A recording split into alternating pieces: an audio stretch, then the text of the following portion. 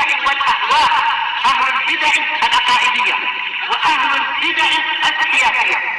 نقول بيننا وبينكم السلف، بيننا وبينكم الكتب، كان فيقول البدع بيننا وبينكم. Bismillahirrahmanirrahim. Qala al-Imam an-Nawawi rahimahullahu ta'ala, al-haditsul tsamin wa tis'un ba'da salasimi'ah, 398 untuk cetakan ini. Wa an Ibnu Mas'udin radhiyallahu an qala ja'a rajulun ila Rasulillah sallallahu alaihi wasallam faqala, datang seseorang kepada Rasulullah SAW seraya berkata, wahai Rasul, ya Rasulullah, kaifa taqulu fi rajulin ahabba qauman wa lam yalhaq bihim.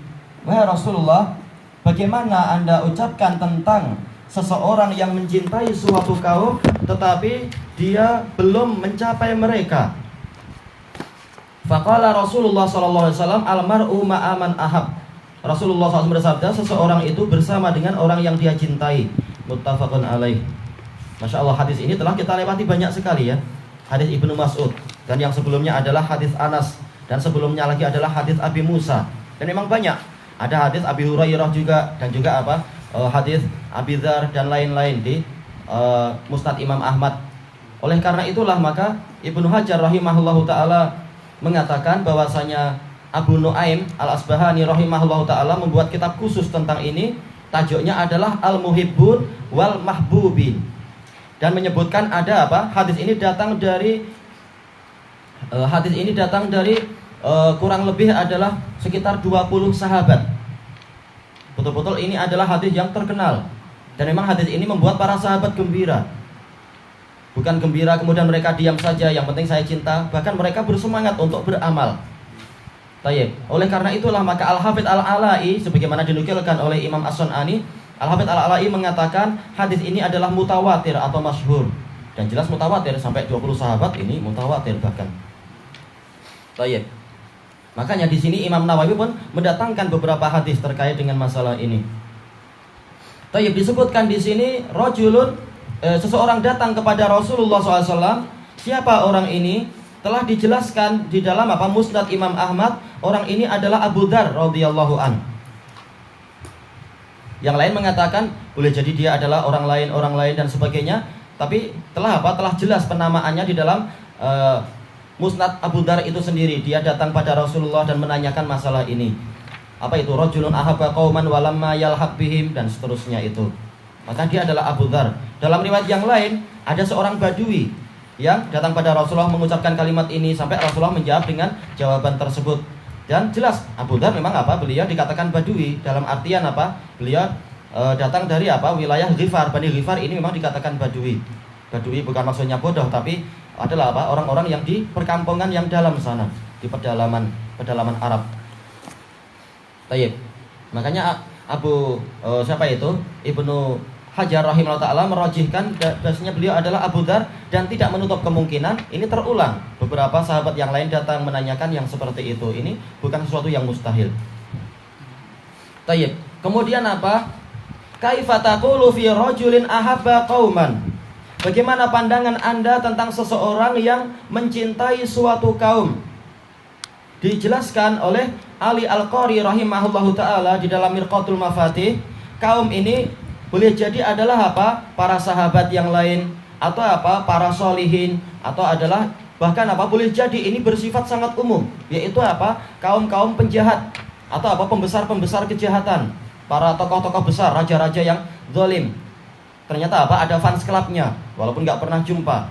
Maka bagaimana itu? Ternyata Rasulullah menjawab, al-mar'u ma'aman ahab.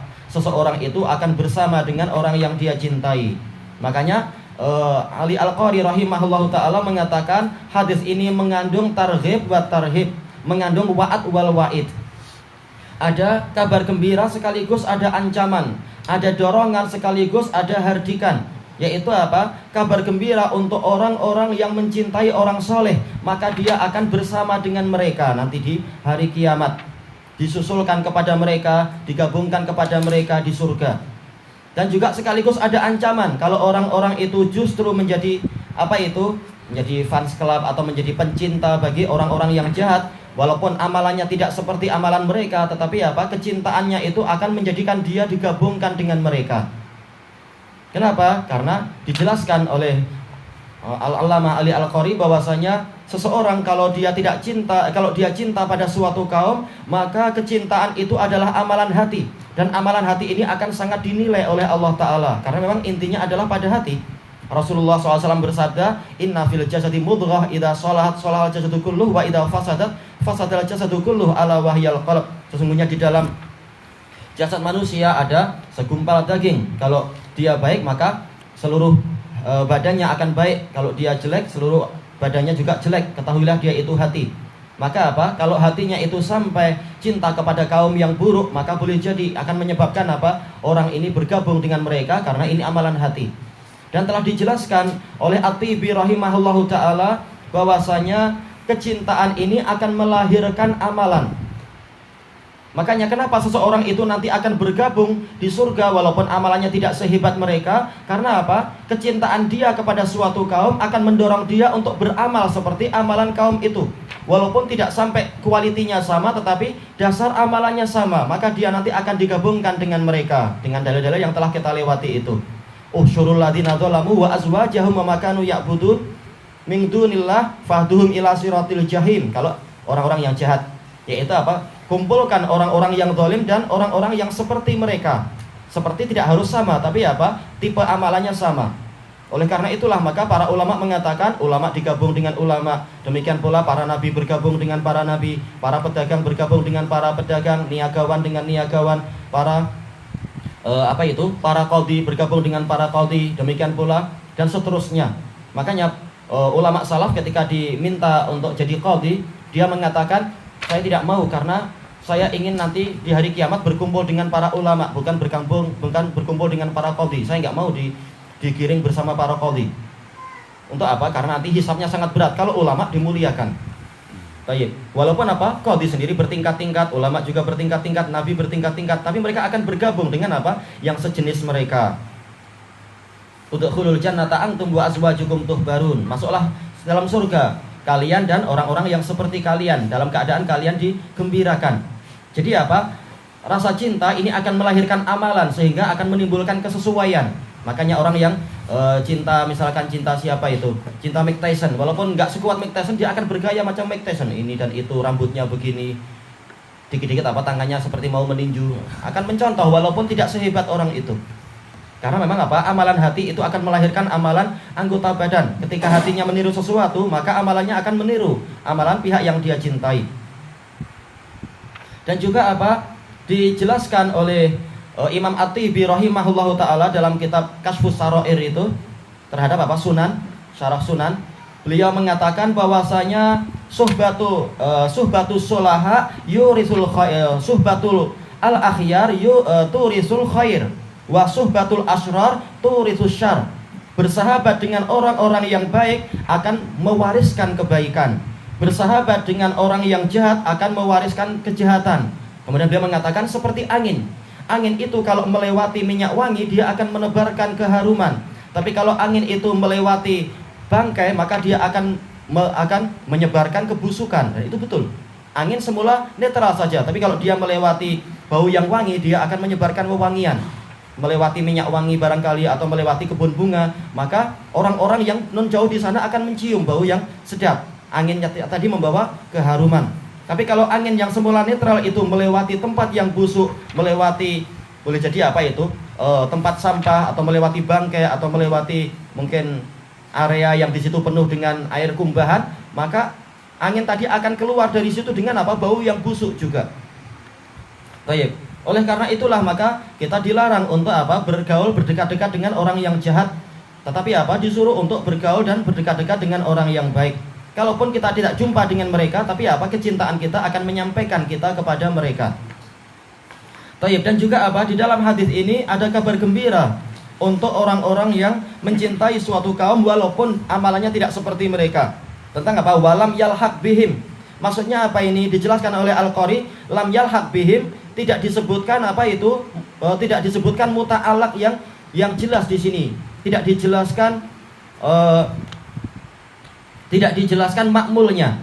Maka kata Al-Qari ini umum, yaitu apa? Lam yalhaq bihim ilman, lam yalhaq bihim amalan, lam yalhaq bihim rutbatan, dan seterusnya.